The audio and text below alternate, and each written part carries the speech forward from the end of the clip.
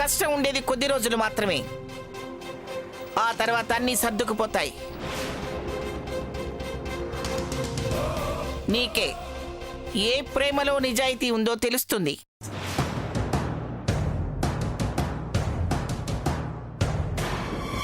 వద్దన్నావో అది వెళ్ళాలా వద్దన్న విషయంలో నేనన్నంత పని చేస్తాను. నేను చెప్పింది చేస్తాను, చేస్తాను. నేను ఇక్కడుండి ఏం చేస్తాను? నేను చేస్తాను.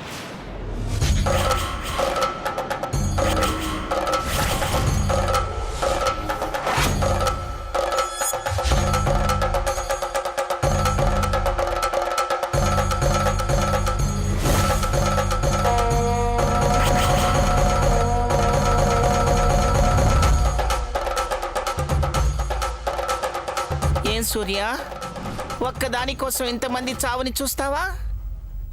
చెప్పింది చేస్తావా?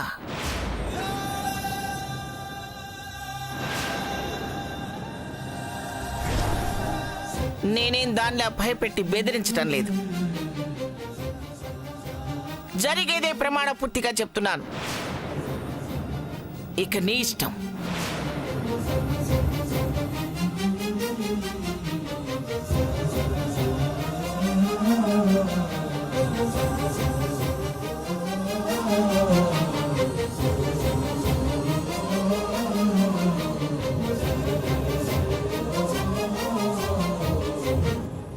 మాట్లాడవే సూర్య.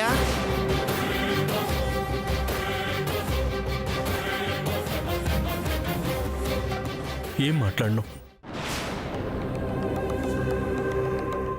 మాటలు లేకుండా చేసావు కదా నాయనమ్మా.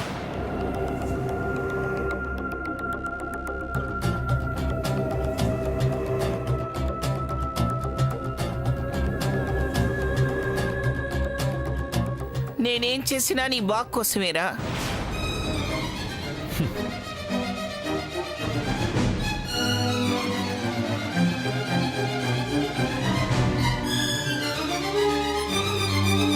ఇంకా వెళ్ళు సమంత, రేపే మా పెళ్లి. వచ్చి దూరం నుంచైనా చూద్దామనుకుంటున్నావేమో. దయచేసి రాకు. నీ కళ్ళు పడ్డం నాకిష్టం ఉండదు. వెళ్ళు. వినపడిందా? వెళ్ళు.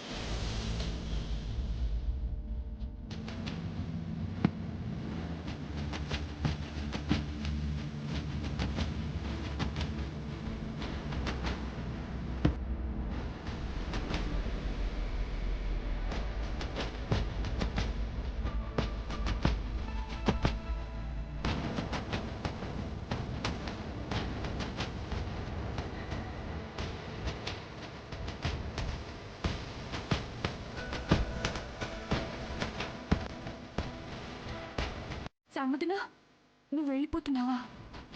ఉండమని ఏ ఒక్కరు చెప్పలేదు కదా పద్మదిన. నిన్ను వెళ్ళిపోమనే హక్కు ఎవరికి లేదు కదా సామదిన. హక్కులు ప్రాణాల కన్నా ఎక్కువ కాదు కదా. ఫ్రెండ్, నానమ్మ ఏదో నిన్ను బెదిరించడానికి అంది.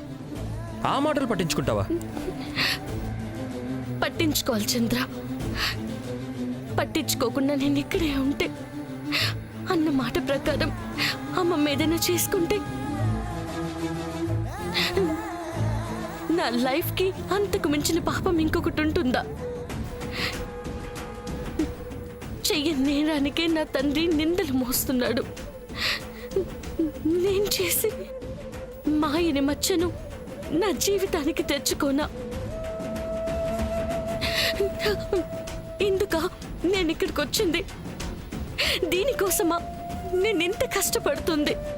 నువ్వు ఇంతకాలం పడిన కష్టం నువ్వు ఇప్పుడు వెళ్ళిపోతే వృధా అయిపోతుంది సామదిన. అది కొన్ని క్షణాల ముందే నా చేయి దాటిపోయింది. ఇక తిరిగి రాదని తెలిసిపోయింది. నా అనుకున్న నా బావ నాకిక లేడని, మా అమ్మ కోరిక ఇక తీరదని, తీర్చలేనని అర్థమైపోయింది. ఇంకా ఎందుకు నేను ఇక్కడ ఉండడం? చెడుకున్న వాల్యూ మంచికి లేదని తెలిసి, నన్నిక నమ్మరని తెలిసి, నా కోసం నా వాళ్ళు లేరని తెలిసి ఎందుకు నేను ఉండాలి? ఎవరి కోసం ఉండాలి? అలా మాట్లాడకు సామదిన. నువ్వు లేకపోతే తమ్ముడు పరిస్థితి చాలా దారుణంగా మారుతుంది. నిన్నే తలుచుకొని వాడు కుమిలిపోతూ ఉంటాడు. వాడి కోసమైనా నువ్వు ఉండాలి సామదిన. ఎలా ఉండమంటావు పద్మదిన? జరిగిందంతా చూసి, మాట్లాడిందంతా విని నన్ను ఎలా ఉండమంటున్నావు? నేను ఇంకా ఉంటే నన్ను ఒక మనిషిలా కూడా గుర్తించరు. నా గురించి వాళ్ళన్న మాటలు నిజాలైపోతాయి.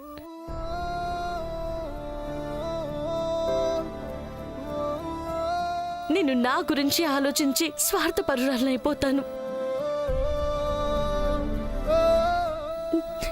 నా ప్రేమలోనూ స్వార్థం ఉందనే అనుకుంటారు. అది నాకు ఇష్టం లేదు. నా ప్రేమ స్వచ్ఛమైందిగా ఉండాలని కోరుకుంటున్నాను. అబద్ధంగా మిగిలిపోవడం నాకిష్టం లేదు. సముద్ర, అవును, సామాన్యని పెళ్లి చేసుకోవడం బావకిష్టం లేకపోయినా, నన్ను మర్చిపోవడం తన వల్ల కాకపోయినా, అమ్మమ్మ మీద గౌరవంతో, తన మాట పోకూడదన్న మర్యాదతో,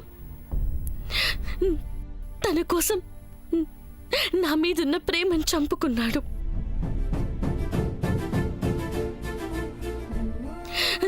బావ అంత చేసినప్పుడు నేను చేయాలిగా పద్మదిన. నా వల్ల కాకపోయినా, నా ప్రాణం నా బావే అయినా వదులుకోవాలి కదా.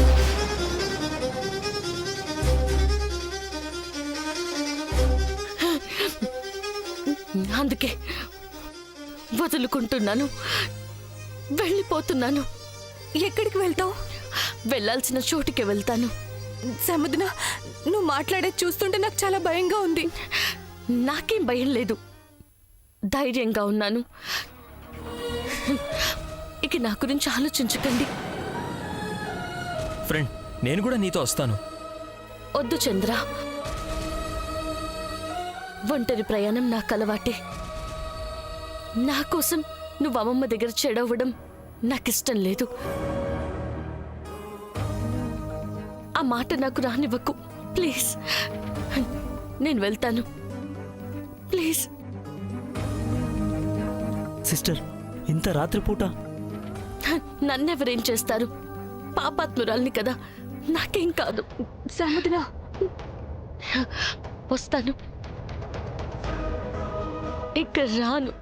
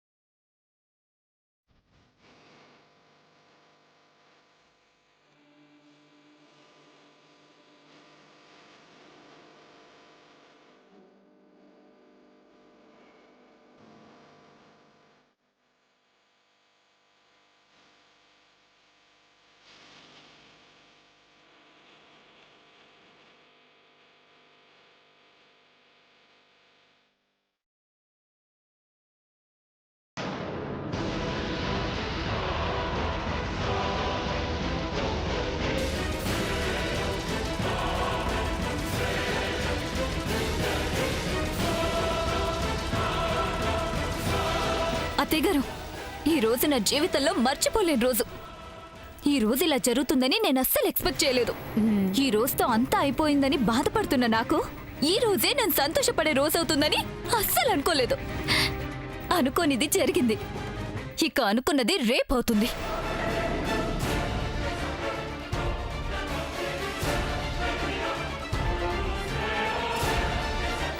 ఆ వచ్చిన దంపతులకి దండం పెట్టాలి అత్తయ్య గారు.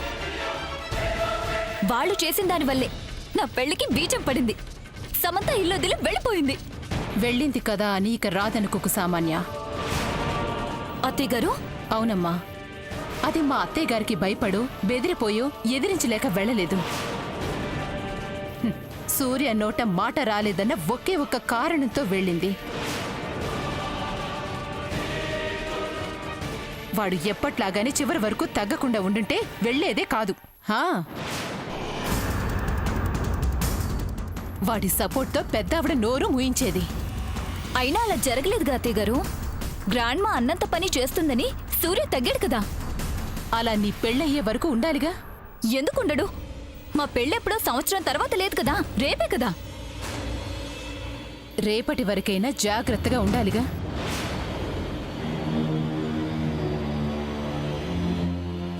అంటే సమంత మళ్ళీ వస్తుందంటారా? రాకుండా ఉండదు అంటున్నాను. అది పగతో రగులుతున్న పులి. 4 అడుగులు వెనక్కి వేసినంత మాత్రాన ఒక్క అడుగుతో ముందుకు దూకి పంజా విసరదని అనుకోకూడదు. దాన్నంత తక్కువగా అంచనా వేయకూడదు. సూర్య సపోర్ట్ దానికి దక్కనివ్వకూడదు. అంతెందుకు, ఎవ్వరు చచ్చినా పట్టించుకోదు. వాణ్ణి ఎగరేసుకుని పోతుంది.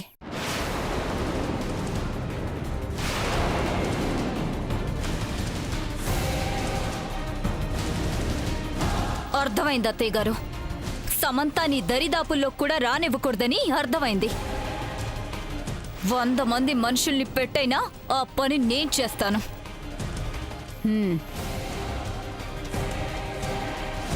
అత్తయ్య గారు, అంతగా అవసరం అనుకుంటే, ఒకవేళ అనుకుంటే చంపేమని చెప్దామా?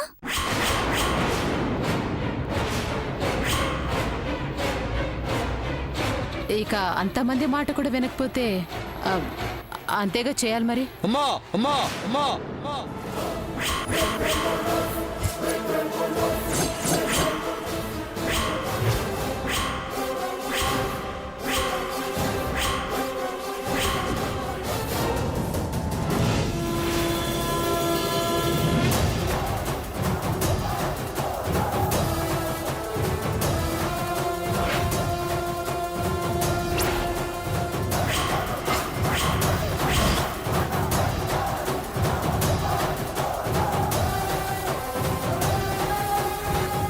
తయారయ్యారేంటమ్మా?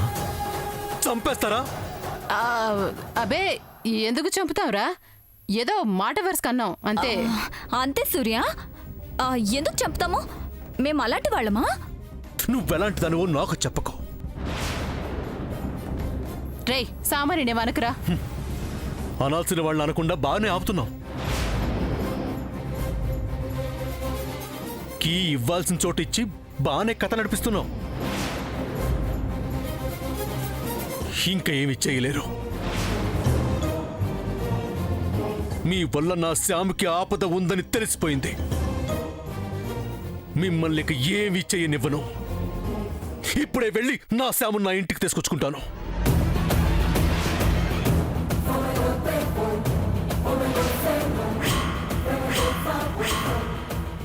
వేషాలు వేసి చెప్తున్నాను. మేమేదో మాట వరుసకన్న దాన్ని పట్టుకొని దాన్ని తీసుకొచ్చి మళ్ళీ ఇక్కడ తిష్ట వేయించాలని చూస్తే నువ్వు చూసేది మా చావులే. ఊరుకో, ఊరికి బెదిరించుకో. ఊరికేంట్రా, నిజమే చెప్తున్నాను. నువ్వొక్కడుగు బయటకు వేశావో మీ నాన్నమ్మకు వెళ్ళి ఈ విషయాన్ని చెప్పేస్తాను. రేయ్, నువ్వు గుమ్మం దాటేలోపే పైనుంచి దూకి నీ ముందే పడి చేస్తాం. కావాలంటే అప్పుడు మా శవాల్ని దాటుకుంటూ వెళ్ళు.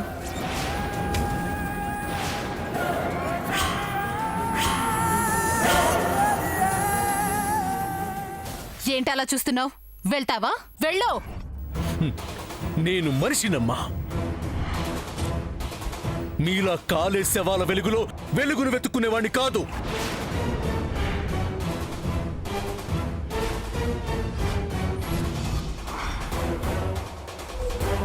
భయపడకో, వెళ్ళలే.